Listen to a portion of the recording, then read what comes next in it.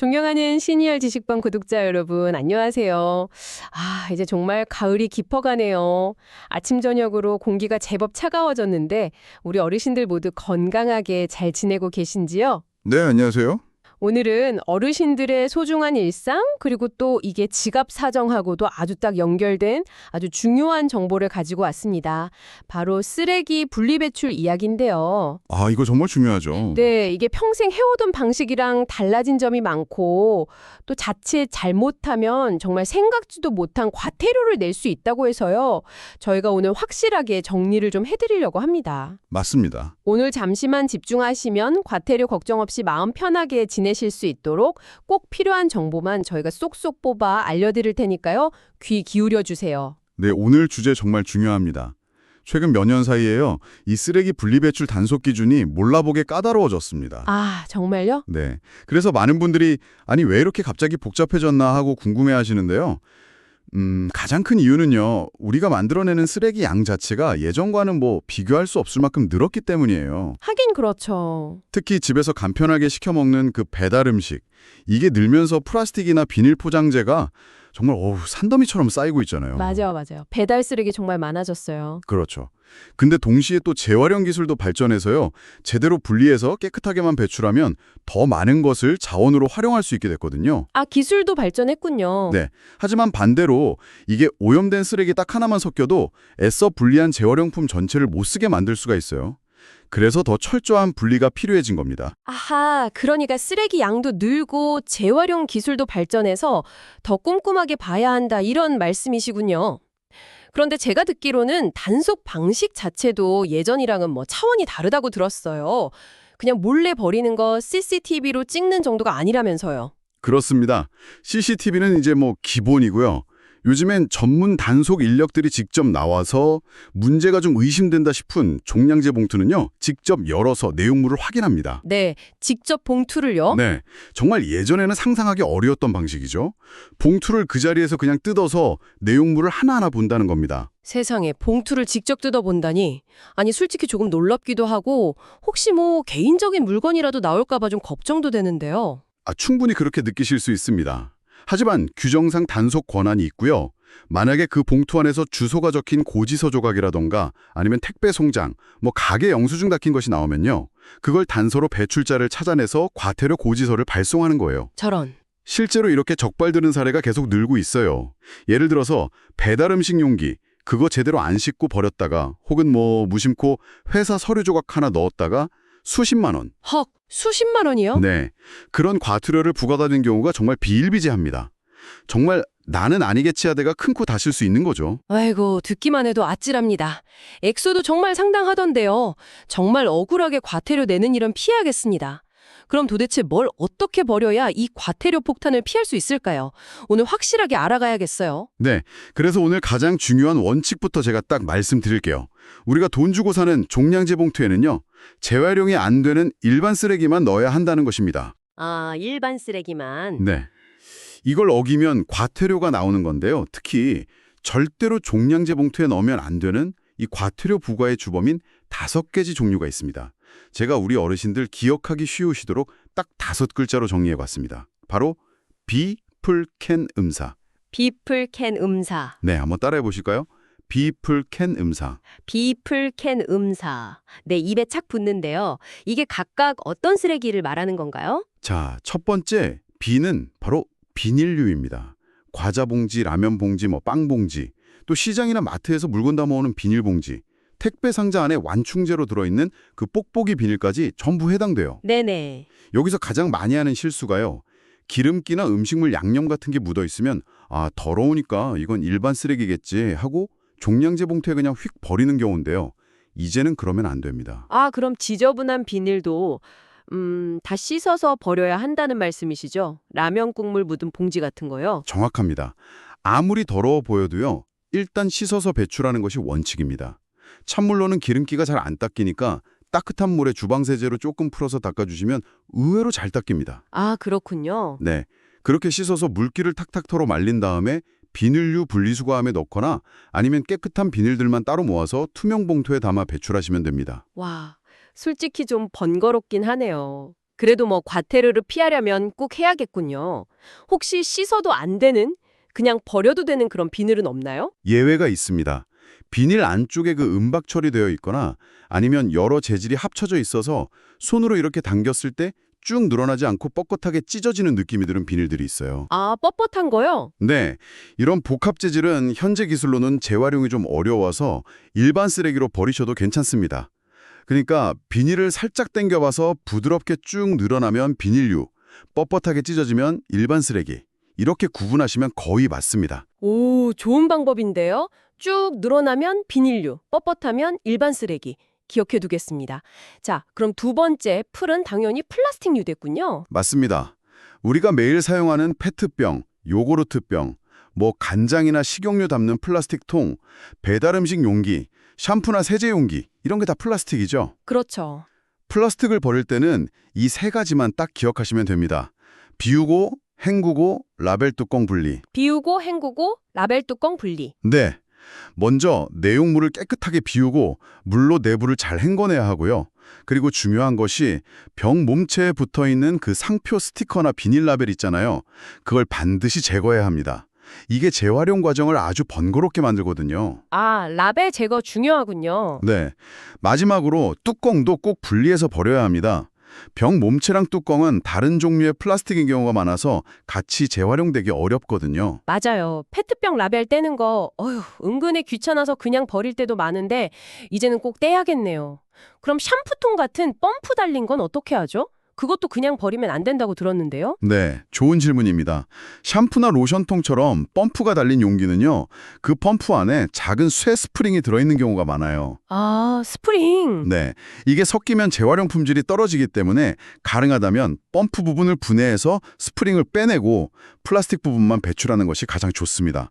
좀 번거롭죠? 네, 좀 그렇네요. 그리고 배달 용기처럼 기름기가 많이 묻은 플라스틱은 세제로 깨끗이 닦아줘야 하는데요. 만약에 아무리 닦아도 기름기가 완전히 제거되지 않을 정도로 심하게 오염되었다면 이건 좀 오히려 깨끗한 플라스틱까지 오염시킬 수 있어서 차라리 일반 쓰레기로 버리는 편이 나을 수도 있습니다. 너무 헷갈린다 싶으시면 주민센터에 문의하시는 게 제일 정확하고요. 알겠습니다. 깨끗하게 헹구는 게 기본이지만 너무 심하게 오염된 건 차라리 일반 쓰레기가 나을 수도 있다. 이것도 중요한 포인트네요. 자, 다음은 캔, 바로 캔이나 고철류입니다. 음료수 캔, 통조림 캔 같은 거 말이죠? 네, 맥주 캔, 주스 캔, 뭐 참치나 햄통조림 캔 같은 금속 캔들입니다. 이건 비교적 간단해요.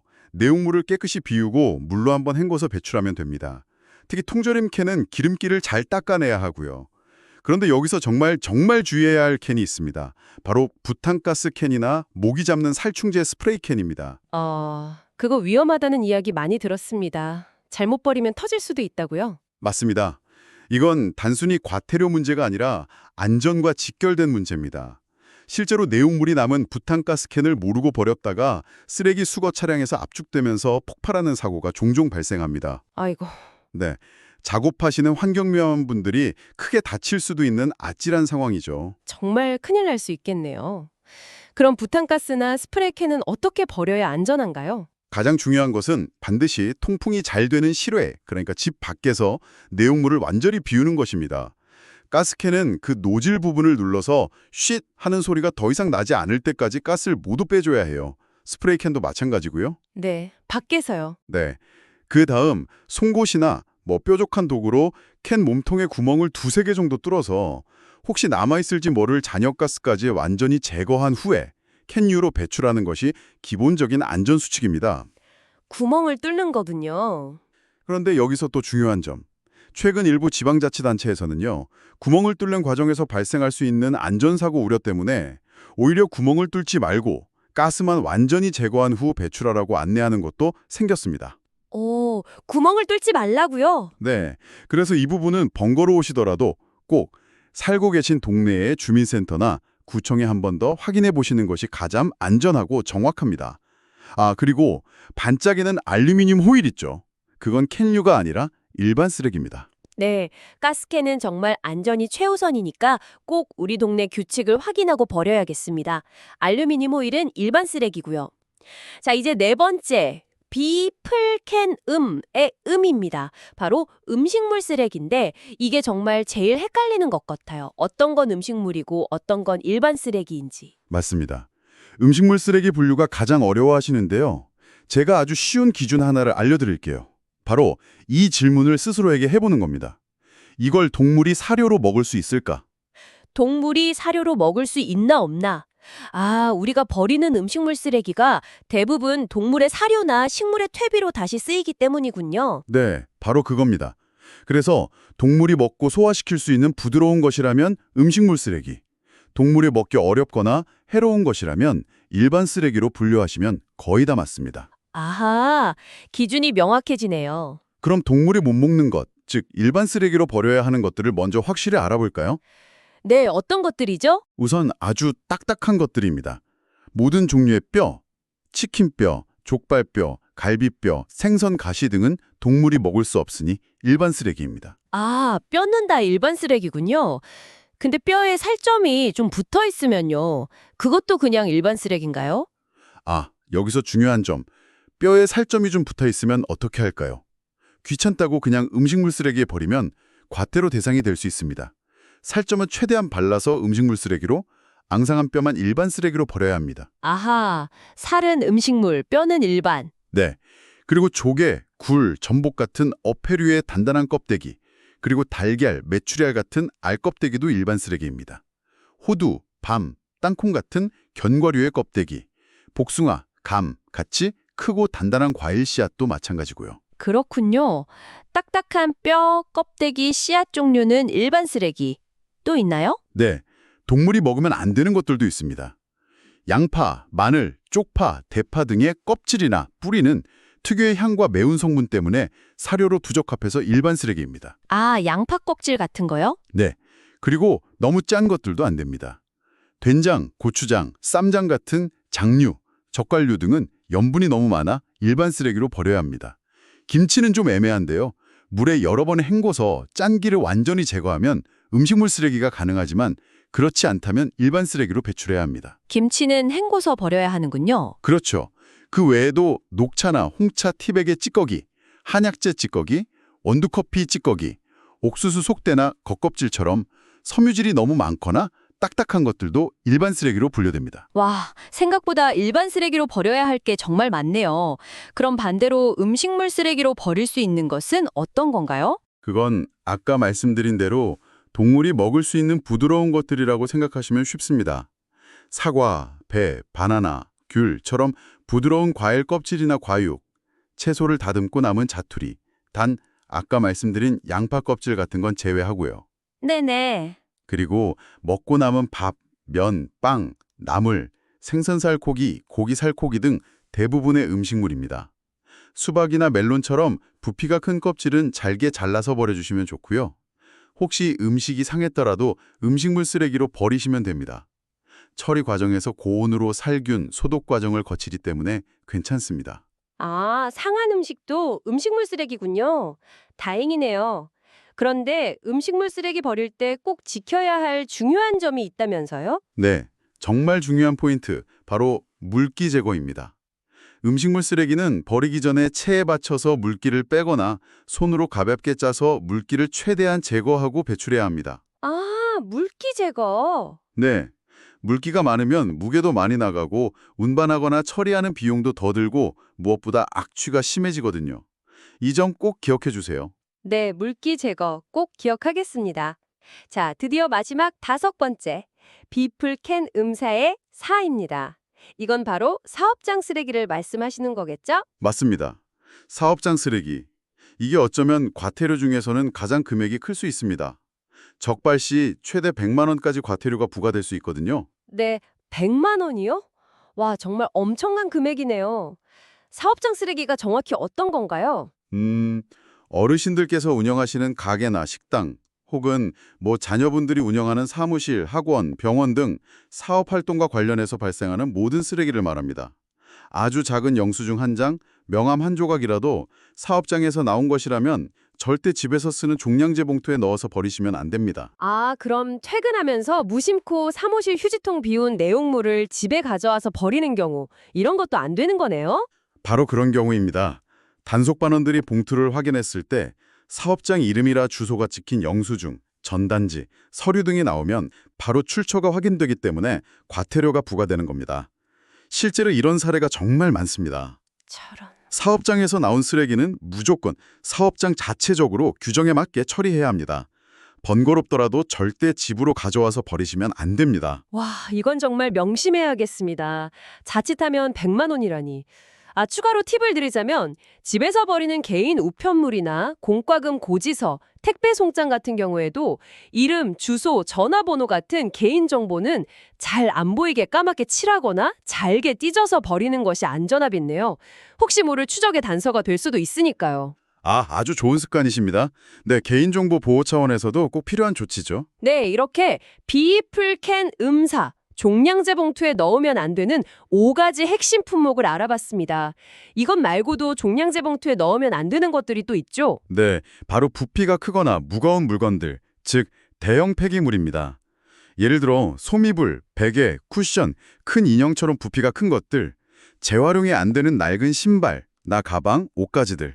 이불 같은 거요? 네, 그리고 의자, 책상, 소파 같은 가구류, 운동기구, 유모차, 여행가방, 그리고 이사할 때 나오는 장판이나 돗자리, 건축용 스티로폼 같은 것들은 종량제 봉투에 담아 버릴 수 없습니다. 그런 큰 물건들은 어떻게 처리해야 하죠? 이런 것들은 대형 폐기물로 신고하고 배출해야 합니다. 가까운 동주민센터나 구청에 전화하시거나 요즘엔 스마트폰 앱으로도 쉽게 신고할 수 있습니다. 신고 후에 품목과 크기에 맞는 수수료를 내고 스티커를 발급받아서 그 스티커를 폐기물에 붙여 지정된 장소에 내놓으시면 수거해 갑니다. 스티커 붙여서 내놓는 거군요. 네. 그리고 선풍기나 청소기 같은 소형 가전제품은 폐가전 무상 방문 수거 서비스를 이용할 수 있는 경우도 있으니 버리기 전에 한번 문의해 보시면 비용을 아낄 수 있습니다. 그렇군요. 큰 물건은 반드시 신고하고 스티커를 붙인다. 잊지 말아야겠습니다. 그 외에 저희가 일상에서 헷갈리기 쉬운 것들, 예를 들어 고무장갑이나 깨진 그릇 같은 건 어떻게 버려야 하나요? 네, 그것도 많이들 헷갈려 하시죠. 고무장갑은 재활용이 안 되니 일반 쓰레기입니다. 반짝이는 알루미늄 호일도 일반 쓰레기고요. 네. 사진이나 영수증처럼 코팅된 종이, CD나 DVD, 낡은 칫솔, 여러 재질이 섞인 장난감이나 문구류도 대부분 일반 쓰레기로 버리셔야 합니다. 칫솔도 일반 쓰레기군요. 네. 그리고 깨진 유리나 도자기, 사기 그릇은 위험하니까 신문지에 여러 겹 싸서 양이 적으면 종량제 봉투에 넣되 유리 조심이라고 좀 써주시고 양이 많다면 주민센터에서 판매하는 특수 규격 마대, 불연성 폐기물 마대를 구입해서 담아 버려야 합니다.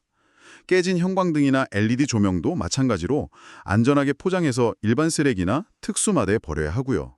깨진 건 특수마대. 네. 그럼 재활용되는 건 어떤 게 있죠? 의류 수거함에 넣는 것들 말고요. 네.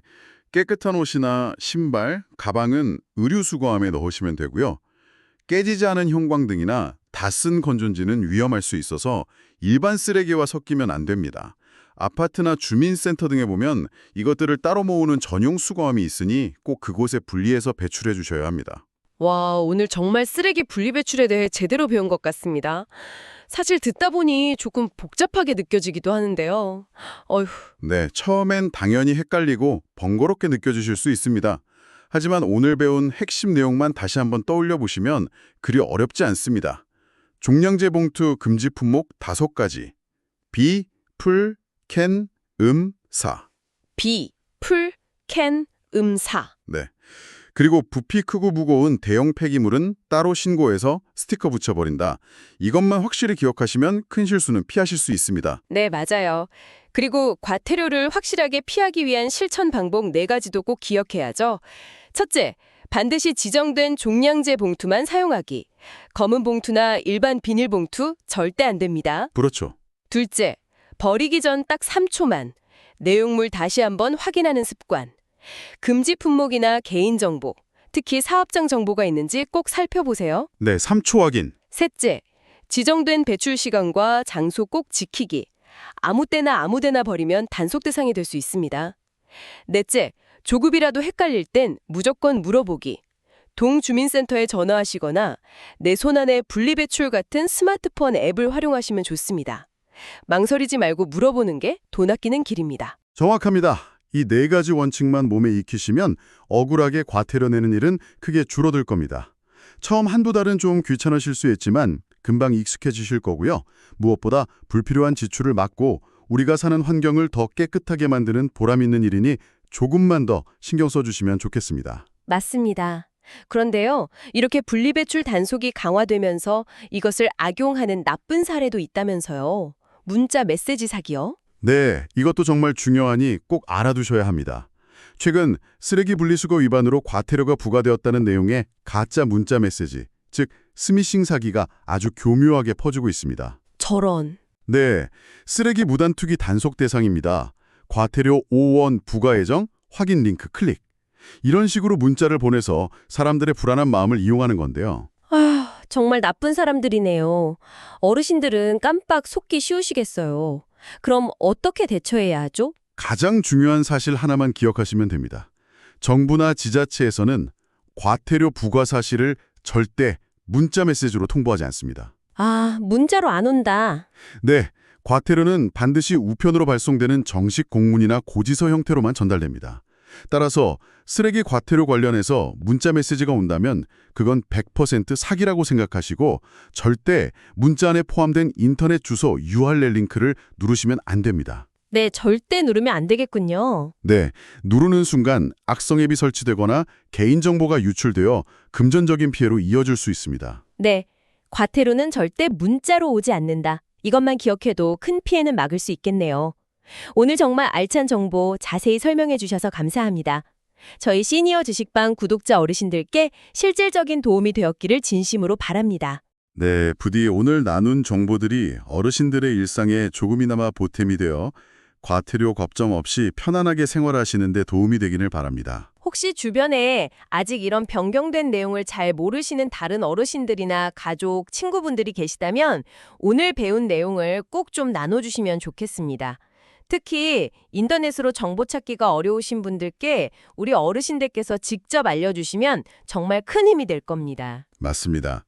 올바른 분리배출은 나 하나만의 노력이 아니라 우리 모두의 실천이 모여 더 큰 변화를 만들 수 있습니다. 네, 오늘 저희가 준비한 심층 분석이 유익하셨다면 구독과 좋아요 꼭 눌러주시면 저희가 앞으로도 더 좋은 정보를 준비하는데 아주 큰 힘이 됩니다. 네, 부탁드립니다. 마지막으로 한 가지 질문을 던져봅니다. 우리가 이렇게 정해진 규칙에 따라 쓰레기를 잘 버리는 것도 중요하지만 혹시 우리가 만들어내는 쓰레기 자체를 줄이기 위해 생활 속에서 각자 어떤 노력을 더할 수 있을지 한 번쯤 고민해 보는 건 어떨까요? 다음에도 우리 어르신들께 꼭 필요한 알찬 생활 정보로 다시 찾아뵙겠습니다. 늘 건강하시고 행복한 하루 보내십시오. 감사합니다. 감사합니다. 좋았다면 구독, 좋아요 눌러주세요.